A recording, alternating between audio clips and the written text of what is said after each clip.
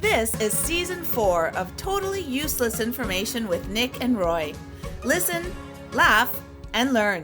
This week on the show, we're going to find out about those useless dreams you've been having, or useful, whichever, and useless geography information. Plus, we will open up Roy's mailbag.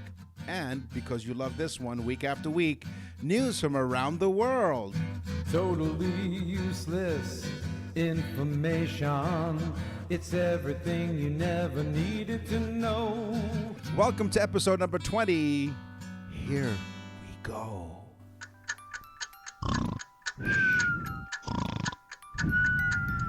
And now it's time for Totally Useless Information with Nick and Roy as they present Dreams. Wake up. Wake up. Dreams. What was that? Yeah. Glad you joined us. Thank you. Nocturnal penile tumulence. What? Nocturnal penile tumulence. Better known as morning wood. I once had a girl, or Norwegian wood. Can you imagine that's what it's called? Wow. Nocturnal penile tumulence. Okay. It's better known as morning wood. Now you got me saying Norwegian wood. Has nothing to do with sex dreams or sexual stimulation. Oh. Nocturnal penile tumulence happens 3 to 5 times a night. Now, why can't I be awake for this? Some lasting 30 minutes. It's a normal body function, said the married scientist, explaining to his wife. No, honey, I'm not dreaming about women. It's a natural occurrence in nature. Bull crap. Do you believe that, Nick? Well, it depends on the day of the week, but I've experienced, nocturnal penile... Nocturnal penile tumulence. Tumulence. Tumescence. Yes. Not oneison, but tumescence. Yeah, sometimes 3 to 5 tumescence. Depending on the dream. So what if you're dreaming of hair? Now you're wondering, well, why the heck am I could say hell. Can I say hell? Yeah, I can say hell. What the hell? What the hell? So, no, I am follically challenged. So, dreaming of hair, I dream about this every day, which is why I get my morning wood. Do you dream of hair, Nick? Because it's overrated. It is.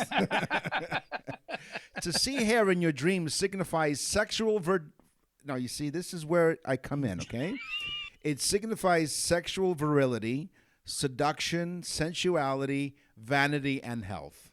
That's dreaming of hair? That's right. It is indicative of your attitudes. If your hair is knotted or tangled, then it's symbolic of uncertainty and confusion in your life. What happens if it's gone, like yours? It's a really short dream. The dream that you're cutting your hair suggests you're experiencing a loss in strength. You may feel that someone is trying to censor you, very much like this program. What the hell? Yeah. Most sex dreams, and why we're all on this next thing, most sex dreams are about actual intercourse. Oh. Okay? So they're not about foreplay. Almost all sex dreams are about the actual intercourse and not the foreplay. Kind of like how most men think of sex anyway. Yeah. Skip the opening credits. Get right to the action scene. You just want to have sex. You don't want to do the foreplay. You know, foreplay. Foreplay is me coming home. And from a previous episode with a codpiece. Yeah, come on, honey. Watch me eat. It's really sexy. Yeah, there you go. Now, if you're wondering what we're talking about codpiece, go to episode number 19. Listen to that to see what that's all about. Go to 19 and listen to codpiece. To codpieces. If you're dreaming of an ice cream truck, it refers to opportunities that can potentially pass you by. You need to be more aware of your surroundings. If you're chasing down the ice cream truck, it indicates missed opportunities or lost rewards. Or you left your car keys on the counter when you were buying it. Yeah. Or you ran. Wait for me. And be really, really crappy when you're running after the ice cream truck, realizing you forget your wallet at home. Yeah, I Yeah. know. And then he stops. Remember that? I wonder how many people out there email us. Do you remember the song that the Mr. Softies? I don't know where Mr. Softies were in the country, but I know they were in New York. Well, he obviously didn't have any nocturnal penile wood. Right, exactly. Well, Mr. Softy played dun dun dun dun dun dun dun dun That's dun right. dun dun dun dun dun, and Bungalow Bar was another truck, and they were like a good humor truck. They had the jinga jinga jinga jing. They Right, just the rang the bells. bell, Yeah, a that's bunch of right. bells, like 15 freaking bells in the front of the thing. Okay, well, email us on that, folks. The name of that song, by the way, because I looked it up as you were talking, because I'm curious now. There's an actual name to the song. It was from 1905, and the name of the song is "The Whistler and His Dog." The Whistler and his folks, listen to me. This is the greatest show in the world. Who the hell can find this crap except for us? And it was renamed because a Philadelphia ad man, of course, scored it with new words for Mr. Softee, entitled it Jingle and Chimes. I like the first one better. The Whistler Wow. and His Dog. Love it. There you Cool. go. Write that one down, folks. Yep. Most nightmares occur in the last third of the night or the closest to the end of your sleeping cycle. So nightmares usually don't occur in the beginning of your dream, and which makes a lot of sense. It's just like life. You see the really hot girl, you laugh a little, you talk with her for a few minutes. Next thing you know, you're having sex. That's all fun. Now you're getting towards the last third and you're married.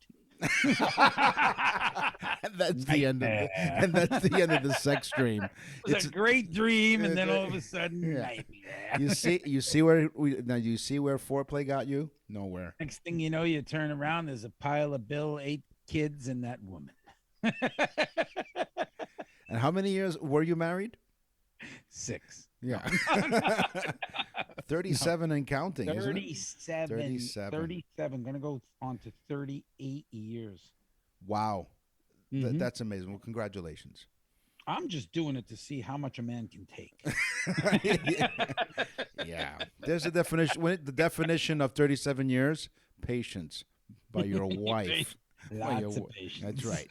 Now, if you dream of wearing jeans in your dream, maybe simply a reflection of your waking hours. Your dream is full of all kinds of things, but if you really focus on the jeans, it I means do. I focus on a lot of women's jeans. no, not women's jeans. It means you need to take a more relaxed approach to some situations. If you're wearing or buying designer jeans in your dream, it indicates you have a relaxed attitude. It's all about relaxation, I guess, right? Because usually when you wear jeans, it's leisure wear, it's relaxed. What about the slim fits? To dream that your jeans are too tight suggests your ideals are set too high. Wow. Shows you a cod piece. And if you see Episode 19. episode 19, to see ripped jeans in your dream implies you're being orderly lackadaisical and really don't care about any situations in life. Wow. Yeah. All this from jeans in a dream. Yes. Damn. If you eat before you go to sleep, Mm-hmm. you're likely to have a nightmare. Oh. Yes. Now, again, these are all things that make sense, but now the science comes in. Okay. It's the metabolism that does it. You're metabolizing the food that you ate. And when you're metabolizing, you have additional brain activity going on, which leads to dreaming. And the advanced amount of brain waves, because of the extra metabolism, because of the eating, tends to lead to confusing nightmares. That wasn't confusing at all, but thank you. Or very, very tight dreams. Tight Excuse me. jeans Very, very tight jeans. in your dreams. In your Now, dreams. to see or to carry a knapsack in your dream represents your hopes, desires, and secrets. It may also be symbolic of the knowledge you have acquired over the years that's inside that knapsack, you see? So if you have a backpack on, That's right. In or your a dream. knapsack, Right. I would assume a knapsack is like a backpack. That's right. Same thing. They're interchangeable. Now, if alternatively... That's so funny because last night I had a dream and I had a backpack. Did you really? Yes. It also signifies the emotional baggage and responsibilities that you're carrying around that's weighing you down. Really? Yep. Wow, it was just a simple dream about taking a hike in the woods. I just Yeah. don't understand. That's right. Have Just taken so the happens advice. that Yeah. Heidi Klum was up on the top. Yeah, she yodeling. was. She She was on was. the top of the mountain going, Yeah. yodelay. Yodelay, oh yeah. She sure Like, was, yeah. oh. You finally took the advice of all the people Some around nice- you when they told you to nice go take a hike. You finally listened to their advice and you took a hike. Is that what I was happened? like, damn, those are some nice jeans you're wearing there, Heidi Klum. Hold on, let me put this backpack down. You're Wait a listening- minute, my wife is in it. Wow. Is that what you call emotional baggage? I think you should say that about you.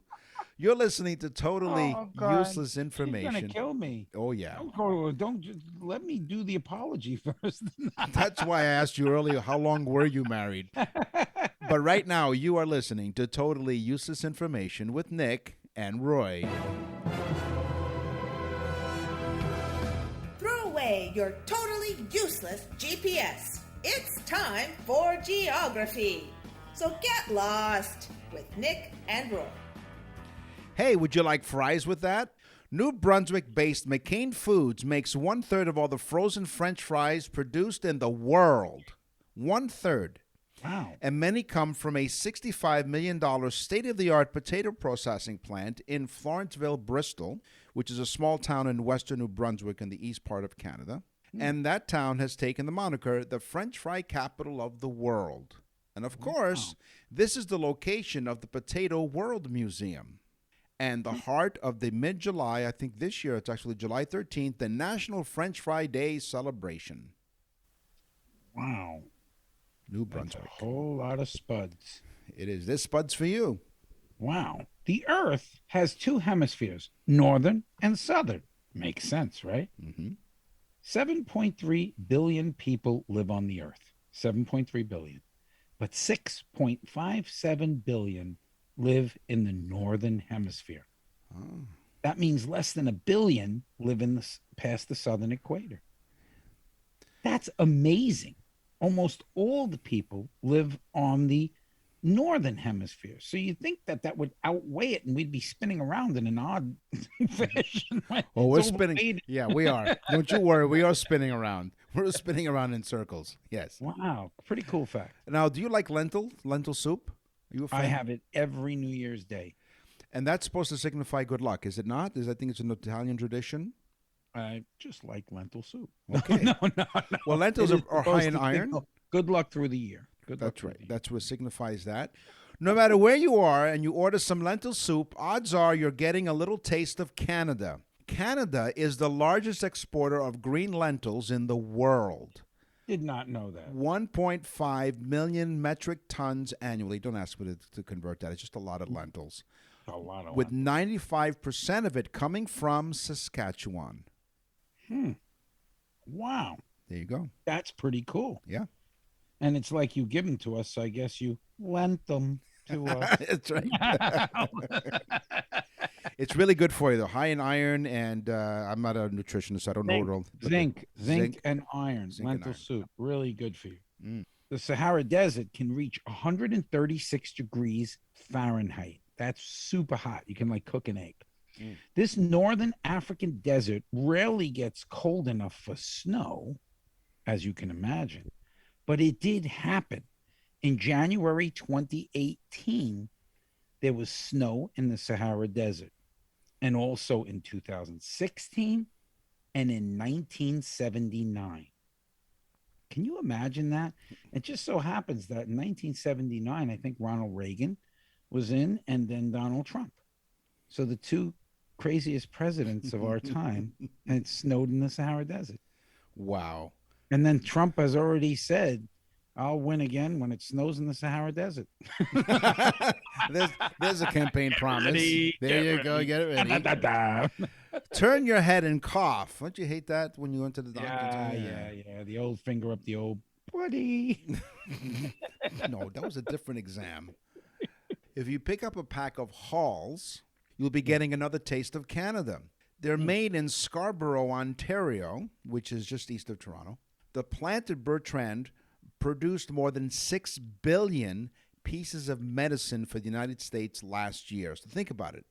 Enough that if you line them up side by side, They would circle the Earth at the equator 3.5 times. Wow. 6. That's a lot of holes. It is. Cool. The Great Barrier Reef of Australia has a very interesting island. It's only 55 feet in diameter.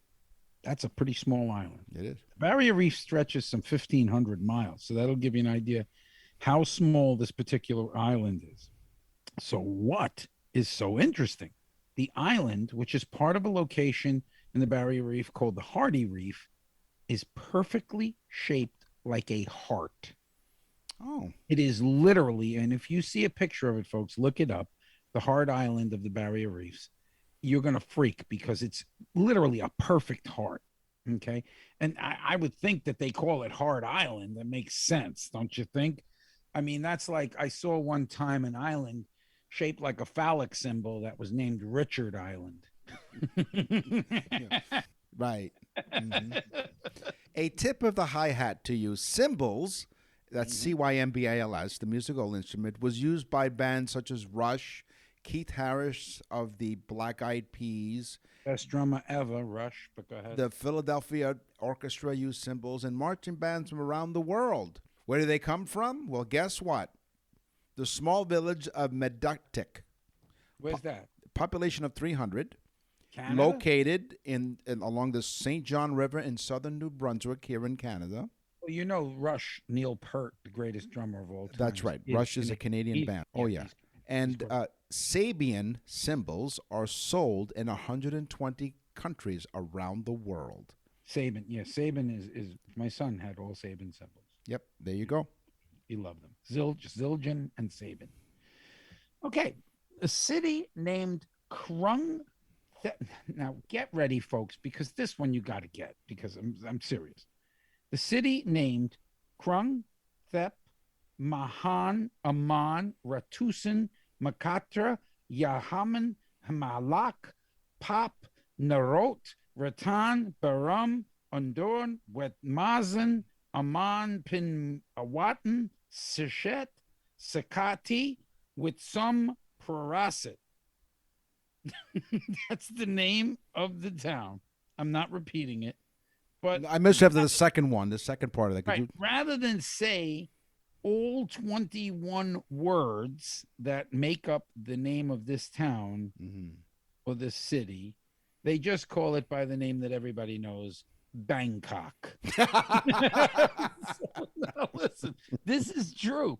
The name Bangkok is not the name of this city, but it's 21 words long. So nobody, could you imagine putting a letter together and having to write 21 words on to be on the back of the envelope? And then you misspell it, and then you have to go start again. Hey, if you'd like to send your complaints, go to nickandroy.com. What's in the mailbag?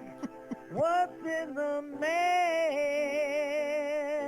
See, thanks. Now I'm in the mood for Chinese food. Go on. You were saying. I love Chinese food. Okay, this is a mailbag, so I could say where it comes from and who the people are. Exactly. It's descriptive. That's the correct? format. That's the format, yeah. This is from Rosario, from Marsala, Italy. Love it, love it, Love it. Marsala wine. Delicious. Yes, well, and really cool. I've been to Marsala, Italy. It's in Sicily. It is so beautiful. Sicily's the greatest place. Was probably the best vacation that I've ever been on. It's just unbelievable. But Rosario from Marsala, Italy says, "Buongiorno." He says, "I believe both you and Nick are Italian." See. He probably said it just like that. Yeah. He says, "Is it that the truth?" I swear to God, I'll tell you something. He says, "I love the show, and so much does my wife, Lucia." Of course her name is Lucia. She says your show is so very good, so you have to be Italian. That's what Lucia says. Yeah. Well, yes, we are both Italian. Nick, you are from?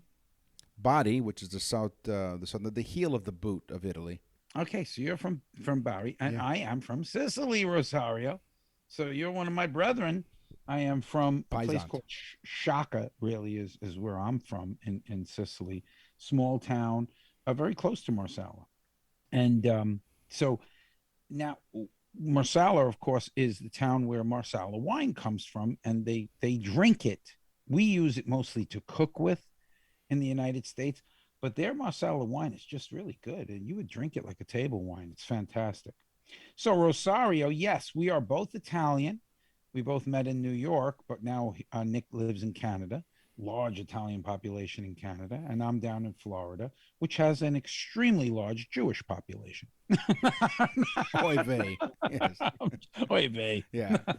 I'm joking. I'm joking. So if you have an email, just send it to us. Go to our website, nickandroy.com, and maybe we'll have you on our show. What's Yeah. in the mail?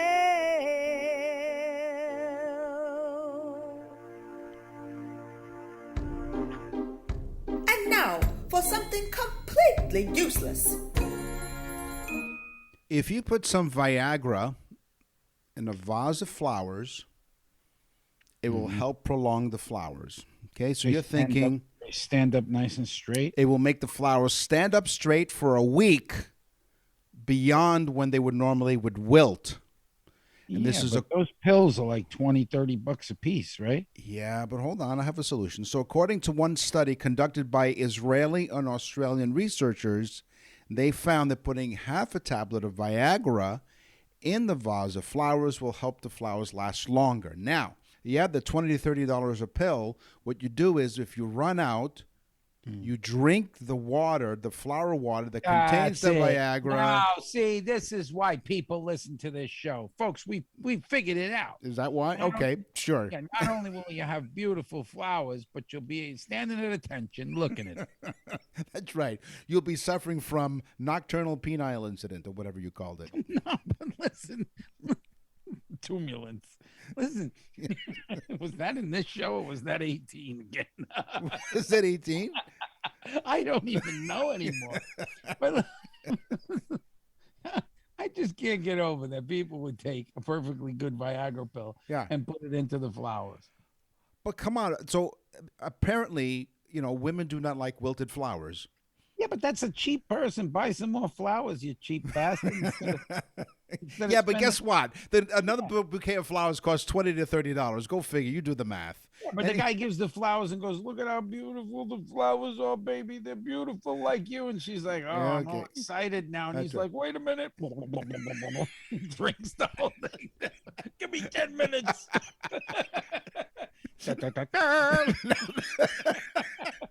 No, that's foreplay. So on this show, we talked about dreams and we talked about geography. It's time for the news. And now, from around the corner and around the world, this is TUI News. So this is a fan favorite, and thank you for all of you reaching out to nickandroy.com and telling us you love news from around the world. So today, we're going to have 3 entries from the Stupid Criminal Files. In Florida, a pair of would-be thieves... I'm sure Florida's in there, but go ahead. Yeah, that's the first one right off the top. In Florida, this is where Roy lives, by the way, a pair of would-be thieves were spotted on the closed caption television, on closed circuit closed captioning. Yeah, they were... They were like, the words were underneath it. That's I'm right. about to rob the bank. They were spotted on closed circuit television trying to use a blowtorch to destroy an ATM machine to get the cash inside. For those of you that are under the age of 75, that means that they were captured on video. That's right. Yeah. Surveillance cameras. They were trying to use a blowtorch to destroy an ATM to get the cash inside. Unfortunately, their tactics ended up enhancing security because the heat from the blowtorch welded the hinges shut, making it effectively impossible to open. Oh my God! So, These guys. yeah, they gave up. They ran off to their trial and error by fire, presumably, to get ahead on the new Next ATMs. time, guys, just wait for the old lady to walk up to get her money out. come on. No. No, can't do that. Do not try this at home. Our second entry of Stupid Criminals here on Totally Useless Information with Nick and Roy, news from around the world. In Germany, one wannabe thief had obviously watched too much. Hold on, Nick, 1 second. Yeah. Deutschland, Deutschland, über alles. And I believe the town in Germany that this person was from. Liechtenstein. He watched too much TV or listened too much of our show when the 29-year-old tried to break into his neighbor's flat by using a bank card. He woke up the owner. In his haste to get away, the card snapped in half, leaving his name and account details on the other side. with the little note that said "Guten Morgen." The victim called up and read us the details of the card, according to police. When he got to the burglar's house, the other half of his bank card was on the kitchen table. Yeah, Busted. but guess what? He had the rest of the numbers, so the guy couldn't use them. And he was pissed. And from Australia, down under, one thief got more than he bargained for when he reached into the window of a parked car and snatched a tote bag. The bag. This was in Australia. It doesn't say, yeah, it's in Sydney, Australia. This thief, he reached into the car window of the parked car and snatched the tote bag. They had their window open. They had their window open, and he went in there, figured, hey, look, this is a nice-looking bag. The bag belonged to professional snake catcher Brad McDonald. Mm-hmm. Inside was a highly venomous snake the McDonald had just captured from an underground park in Sydney. Gotcha. And did the guy that he stole it from help him out, or did he say, If you remember from a couple of episodes ago, how could you tell a venomous snake from one that's not? You look under his underbelly and you follow the lines of the pattern anal. of this. Go to the anal plate. That's right. Yeah, the anal plate. Mm-hmm. That's right. I remember that. Folks, if you listen to this show, we may save your lives. I mean, first off, don't grab for people's bags and open windows. That's number one, because you never know what you're going to get. That is all the time, fortunately, that we have for this week's episode of Totally Useless Information with Nick and Roy. On, No, Nick. no more. We're done. We have to scour the internet. We do it far and wide to get more useless for information. We do this just to get people excited about next week. That's right. And wait till you hear next week. And wait till we'll start hearing about details of what's up and coming in season 5, believe it or not. Yeah, and the birthday thing. You guys are going to freak. It's the coolest thing ever. And we're also going to be on TikTok. Yeah, which is like a clock, I think. Yeah, that's exactly what it is. So we'll do that for you guys for next time. So go to nickandroy.com and leave us like a thing like, what are the birthday things about? What's the birthday thing about? nickandroy.com. nickandroy.com. You go there, you leave us an email. We'll get back to you because we always do. Mm-hmm. And tell a friend to listen to this show. It really does help us out. We love doing this show. We're in 58 countries. We're really, really, really proud of the show. And we thank you so much for listening. I'm Nick. And I'm Roy. And yes, we do thank you for listening.